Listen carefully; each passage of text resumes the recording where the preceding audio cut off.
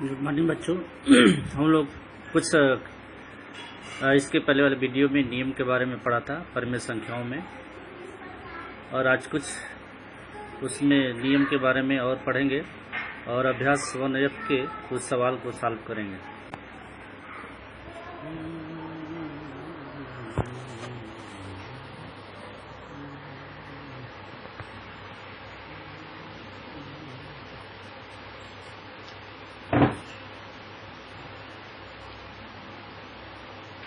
कुछ नियम है, जैसे नियम 1,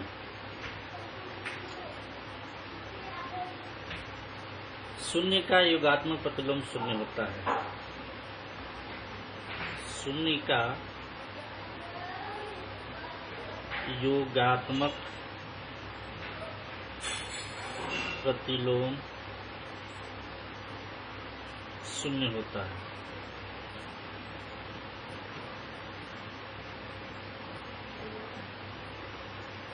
केवल शून्य ही ऐसे परिमेय संख्या है, केवल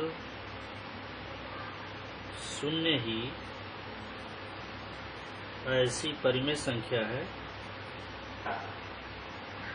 ऐसी परिमेय संख्या है जो शून्य ही अपना योगात्मक प्रतिलोम है, जो शून्य ही अपना योगात्मक प्रतिलोम है।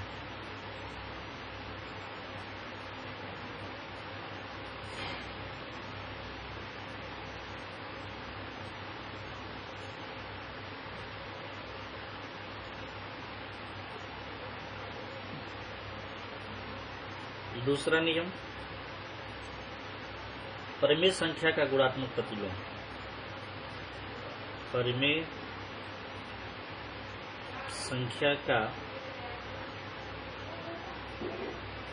गुणात्मक प्रतिलोम।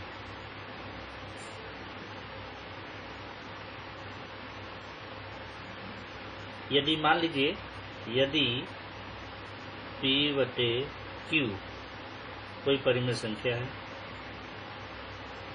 कोई परिमेय संख्या है,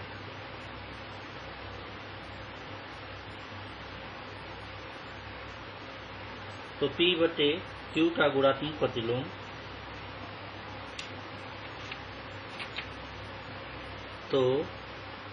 P/Q का गुणात्मक प्रतिलोम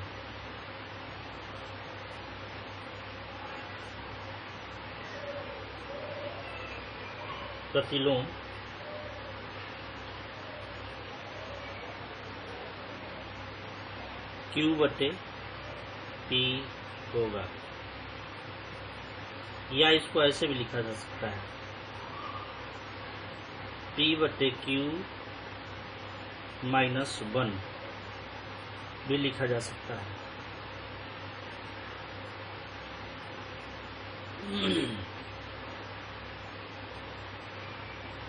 क्योंकि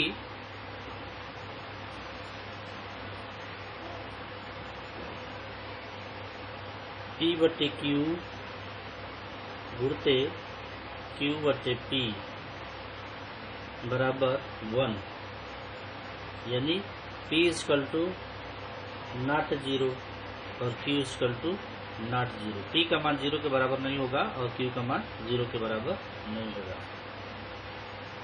अगला नियम, तीसरा नियम, शून्य का योगात्मक प्रतिलोम नहीं होता। शून्य का योगात्मक प्रतिलोम नहीं होता।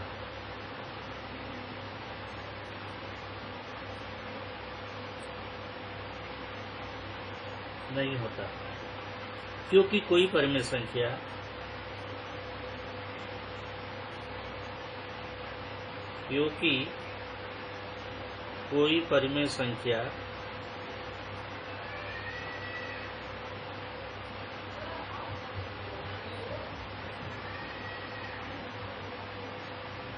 x संभव नहीं है।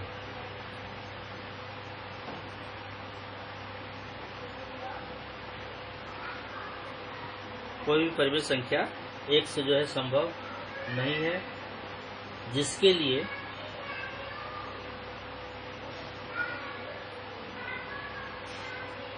जिसके लिए 0 इंटू एक्स बराबर 1 हो, यानी कि शून्य का कोई गुणात्मक प्रतिलोम नहीं होता। अगला नियम चौथा, एक का गुणात्मक प्रतिलोम, एक का गुणात्मक प्रतिलोम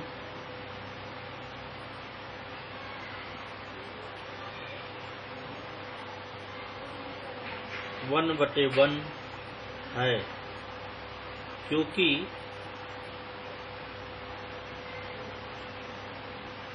वन इंटू 1/1 बराबर 1 तथा एक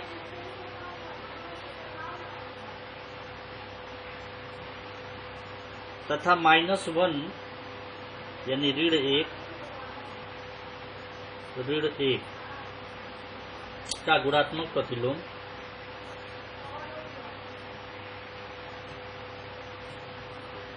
का गुणात्मक प्रतिलोम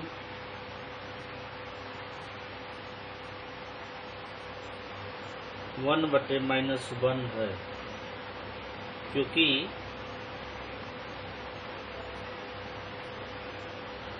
-1 गुणते 1/-1 बराबर 1 होगा। इसके बाद हम लोग कुछ अभ्यास 1F के सवाल को हल करेंगे। कुछ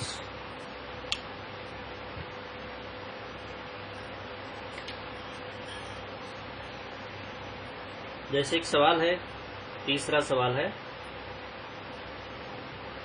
कि प्रत्येक स्थिति में x का मान ज्ञात कीजिए। प्रत्येक स्थिति में x का मान ज्ञात कीजिए।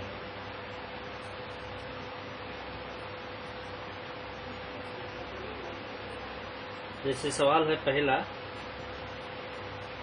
2/3 गुणे x बराबर 1, इसमें x का मान ज्ञात करना है।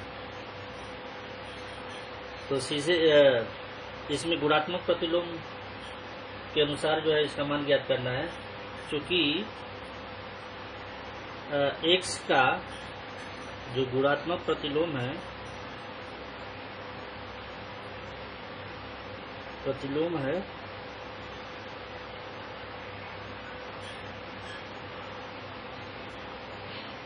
होगा 3/2 होगा।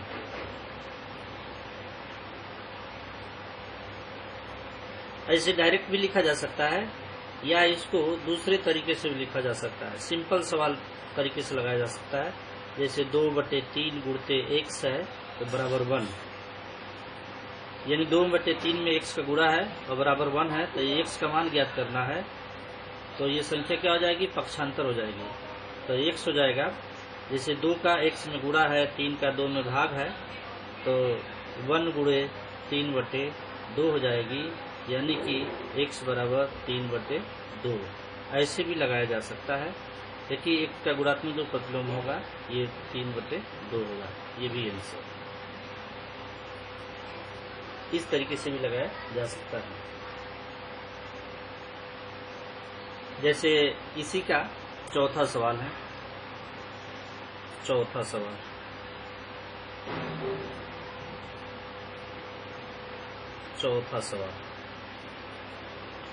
-4/5 गुणते 4/-5 बराबर x। ये बराबर है, बराबर x है। अब इसमें x का मान ज्ञात करना है। तो सिंपल सा सवाल है। तो -5/4 का गुणात्मक प्रतिलोम कितना होगा? अगर इसका देखा जाए तो दोनों तरीके से लगाया जा सकता है, ये इसके भी तरीके से और इस वाले तरीके से। तो देखा जाए तो चूंकि -4/5 का गुणात्मक प्रतिलोम का गुणात्मक प्रतिलोम।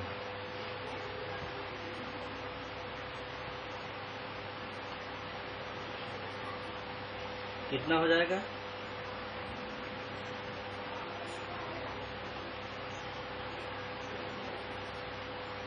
ये सवाल ये -5/4 है, तो नोट कर ले।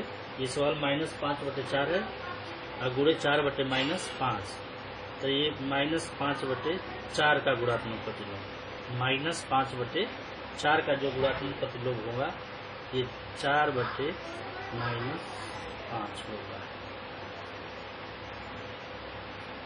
इसी तरीके से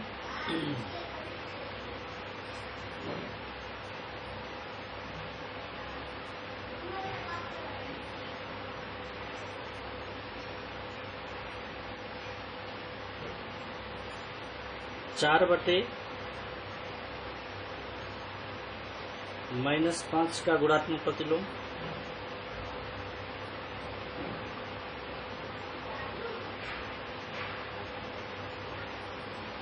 कितना होगा?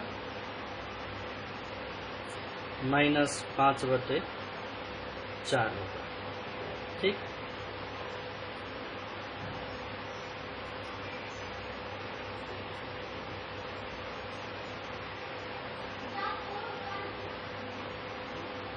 तो x का मान हो जाएगा, x का मान हो जाएगा 4/-5 गुणे -5/4। तो ये कैंसिल यानी x बराबर 1 होगा।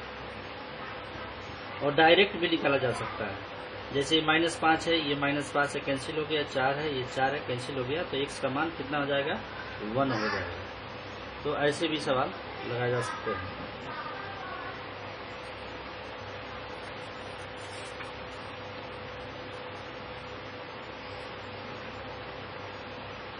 इसी तरीके से बहुत सारे सवालों को हल किया जा सकता है। जैसे कोई परिमेय संख्या मान लीजिए 3/8 है, इसका गुणात्मक प्रतिलोम ज्ञात करना है। एक सवाल और हल कर देते हैं।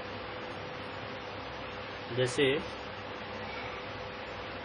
8/3 का परिमेय संख्या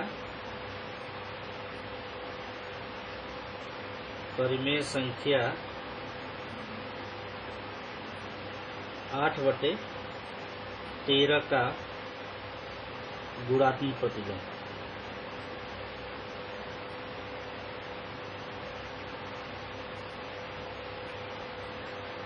गुणात्मक प्रतिलोम कितना हो जाएगा? 8/13 का घातांक -1 भी लिखा जा सकता है, या इसको ऐसे भी लिखा जा सकता है 1/8/13 या 13/8 लिखा जा सकता है। तो ऐसे सवाल आप हल करेंगे इसके बाद नेक्स्ट वीडियो में। Thank you.